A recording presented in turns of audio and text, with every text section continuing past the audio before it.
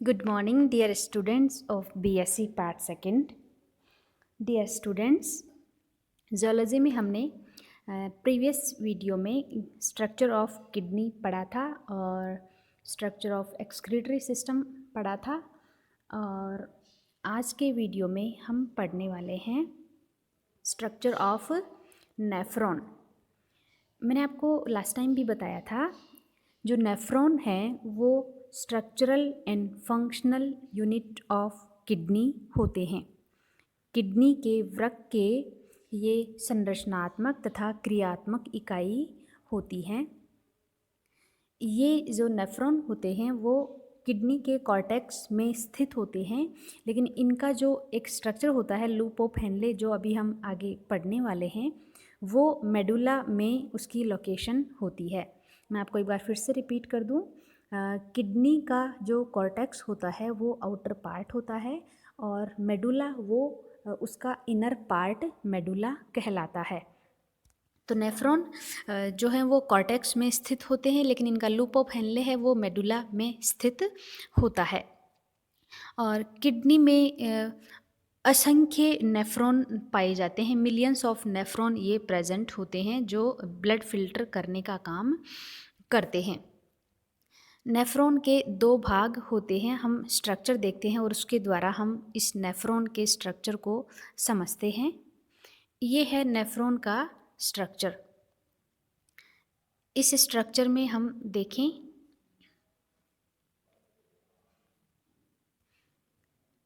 ये आप देख रहे हैं, यहाँ आपको रेड और ये ब्लू कलर के जो नज़र आ रहे हैं वेसल्स नज़र आ रही हैं। ये जो रेड है ये है रीनल आर्टरी। रीनल मीन्स ये किडनी से रिलेटेड है। किडनी से रिलेटेड जो स्ट्रक्चर्स होते हैं उन्हें हम रीनल कहते हैं।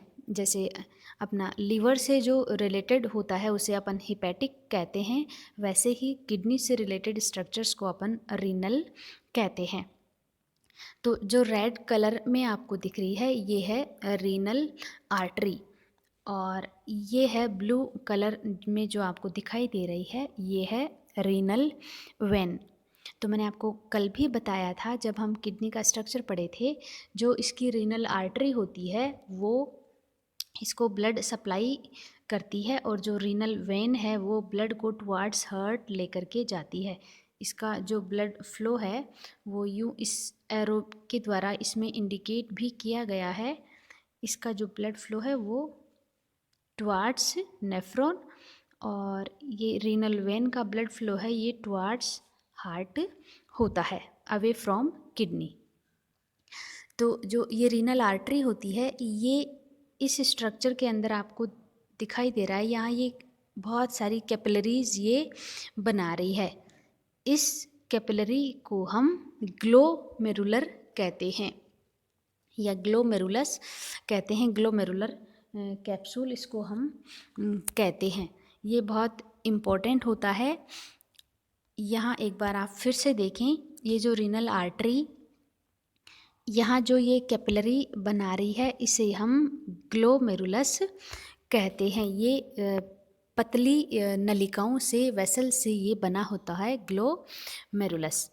अब ये जो ग्लोमेरुलस है ये आपको इस डायग्राम में दिखाई दे रहा है। यहाँ पर ये एक कप लाइक स्ट्रक्चर के अंदर, मैं आपको यहाँ बना के बताऊँ, ये जो कप लाइक स्ट्रक्चर आपको दिख रहा है इसे हम बाउमेंस कैप्सूल कहते हैं। यहाँ ये इसका जो लेबलिंग है ये यहाँ थोड़ी सी मिस्टेक है, ये ग्लोमेरुलस कैप्सूल ये है, ये होता है ग्लोमेरुलस कैप्सूल ये वाला अंदर वाला, लेकिन जो बाहर वाला है इसे हम बाउमेंस कैप्सूल कहते हैं।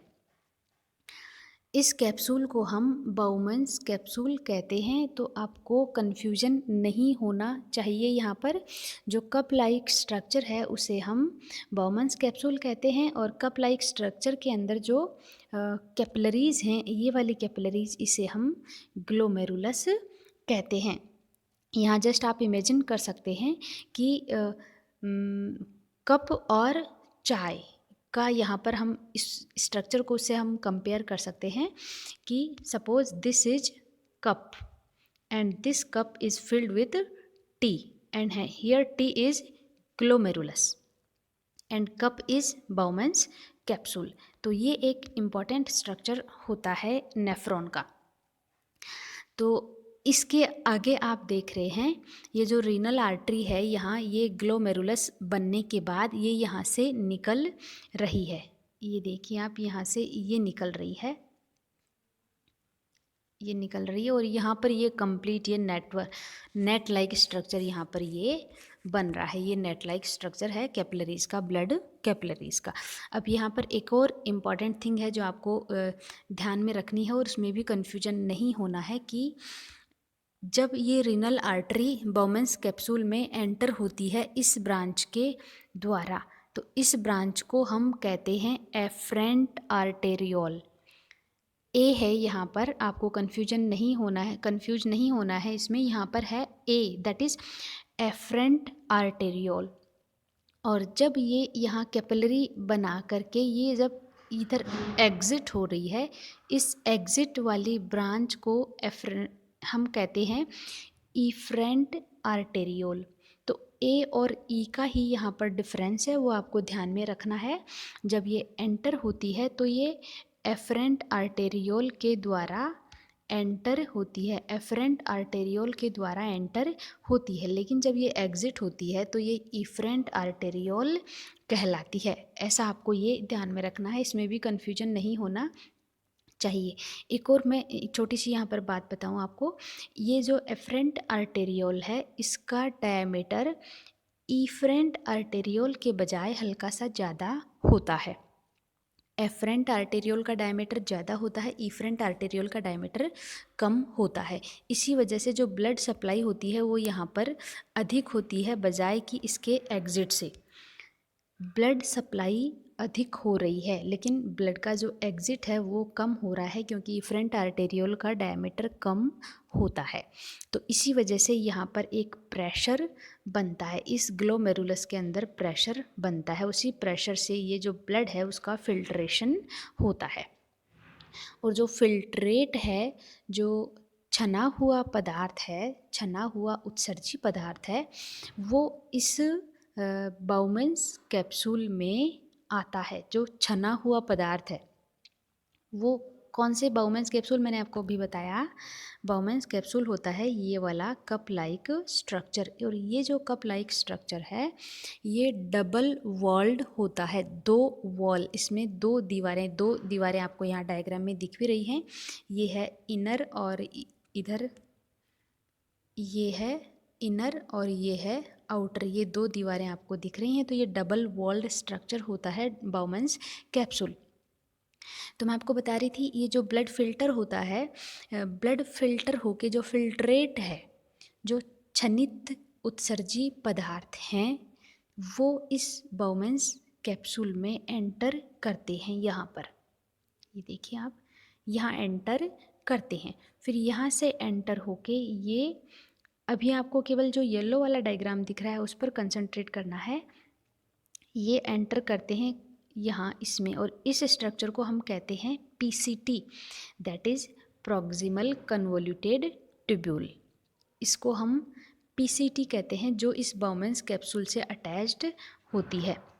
पीसीटी, प्रॉक्सिमल कन्वोल्यूटेड ट्यूब्यूल, जो इस बाउमेंस कैप्सूल से ये अटैच होती है।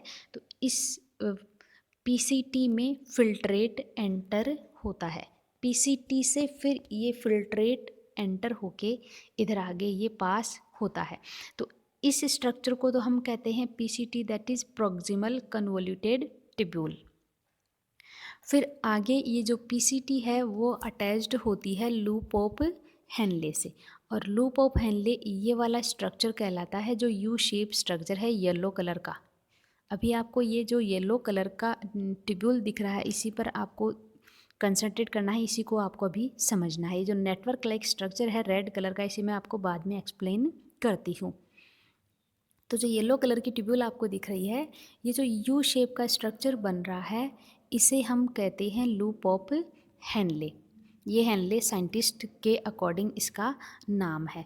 तो इसे हम कहते हैं लूप ऑफ हेनले। और अभी आपको जस्ट मैंने बताया था नेफ्रॉन की जो लोकेशन है वो किडनी के कॉर्टेक्स में होती है, लेकिन इसका जो लूप ऑफ हेनले है वो किडनी के मेडुला में स्थित होता है। तो ये वाला जो इसका स्ट्रक्चर है वो कहलाता है लूप ऑफ हेनले। ये लूप ऑफ हेनले है। अब लूप ऑफ हेनले से आगे का जो स्ट्रक्चर है वो कहलाता है डीसीटी। यहाँ हम देखें, ये है डीसीटी। ये जो स्ट्रक्चर आपको दिख रहा है, ये देखिए, मैं आपको जूम किए देती हूँ यहाँ पर। ये जो स्ट्रक्चर आपको दिख रहा है ये है DCT, that is distal convoluted tubule. यहाँ पर दो कन्वोल्यूटेड ट्यूब्यूल हैं, आपको ध्यान में रखना है। पहला तो हमने पढ़ा था प्रॉक्सिमल कन्वोल्यूटेड ट्यूब्यूल और दूसरा हम पढ़ रहे हैं ये डिस्टल कन्वोल्यूटेड ट्यूब्यूल। इन दोनों के बीच में ये पाया जाता है लूप ऑफ हेनले। अभी हम केवल येलो ट्यूब्यूल का ही स्टडी कर रहे हैं। ये है डिस्टल कन्वोल्यूटेड ट्यूब्यूल। फिर इस डिस्टल कन्वोल्यूटेड ट्यूब्यूल से आगे ये जो डक्ट आपको दिख रही है ये है कलेक्टिंग डक्ट। तो इस तरह से जो फिल्ट्रेट है वो फिल्टर होके कलेक्टिंग डक्ट तक ये पहुंचता है। अब कहाँ से फिल्टर होके, मैंने आपको बताया ये ग्लोमेरुलस से फिल्टर होता है फिल्ट्रेट। ये यहाँ मैंने आपको बताया ये होता है ग्लोमेरुलस। इस ग्लोमेरुलस से जो फिल्ट्रेट है, छना हुआ उत्सर्जित पदार्थ है, वो एंटर करता है यहाँ बाउमन्स कैप्सूल में। ये बाउमन्स कैप्सूल में यहाँ एंटर किया है। बाउमन्स कैप्सूल से ये पीसीटी में एंटर करता है। ये पीसीटी है, प्रॉक्सिमल कन्वोल्यूटेड ट्यूब्यूल। पीसीटी से ये यहाँ लूप ऑफ हेनले में एंटर करता है। लूप ऑफ हेनले से ये डीसीटी में एंटर करता है। DCT that is distal convoluted tubule. DCT से ये यहाँ कलेक्टिंग डक्ट में एंटर करता है। और मैंने आपको पहले भी बताया था कलेक्टिंग डक्ट से ये जाता है माइनर कैलिसिस में, फिर मेजर कैलिसिस में जाता है, फिर पेल्विस में जाके ये यूरेटर में एंटर करके और यूरेटर से होके ये यूरिनरी ब्लैडर में यूरिन का कलेक्शन होता है। एक और एग्जाम्पल से हम यहाँ इसको समझ सकते हैं।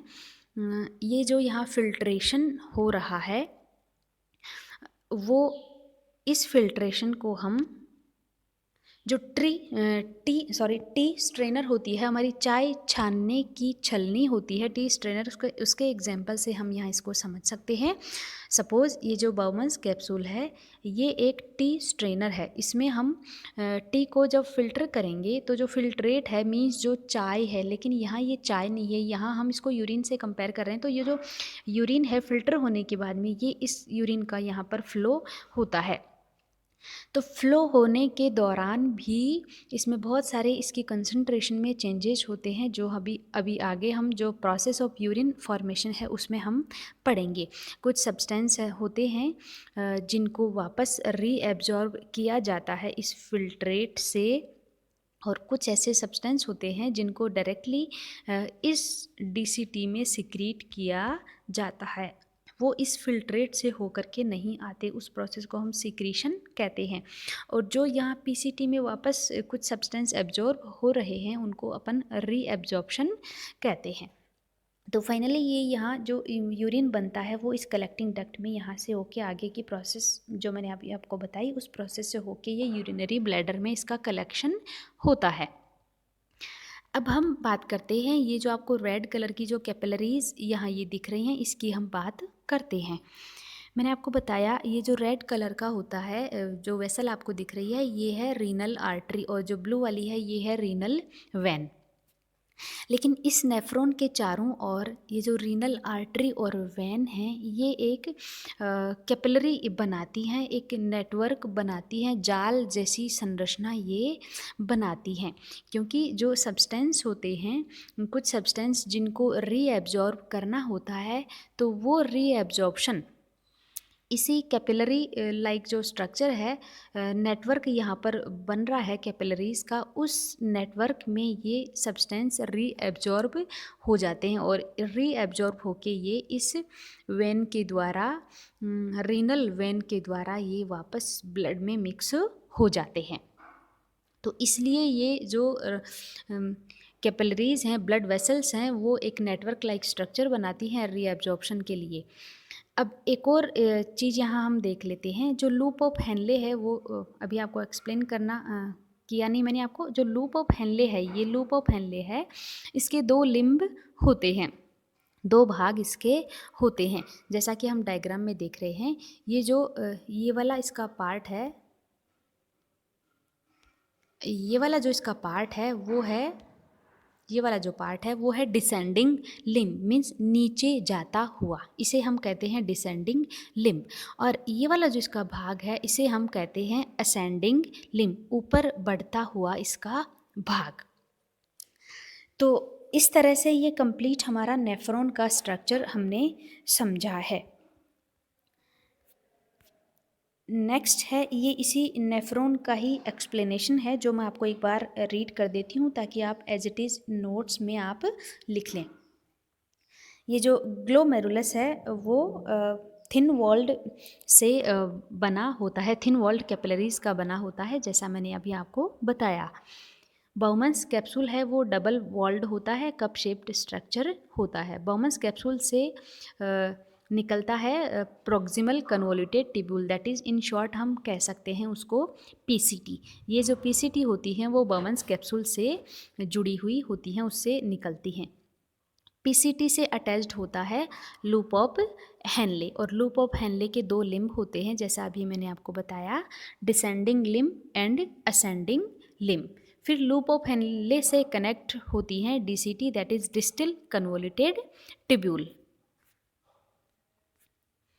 नेक्स्ट है जो नेफ्रॉन है, ये भी मैंने आपको एक्सप्लेन कर दिया है। जो नेफ्रॉन है उसमें जो ब्लड सप्लाई होती है वो आर्टेरियोल के द्वारा होती है और वेन्योल के द्वारा वो ब्लड वापस टुवर्ड्स हार्ट की ओर ये जाता है। और जो आर्टेरियोल और वेन्योल हैं वो मिलकर के एक नेट लाइक स्ट्रक्चर्स बना लेती हैं, कैपिलरीज बना लेती हैं, जो जाल जैसी संरचना होती है। और नेफ्रॉन का फंक्शन आपको पता ही है, ब्लड के फिल्ट्रेशन का काम होता है।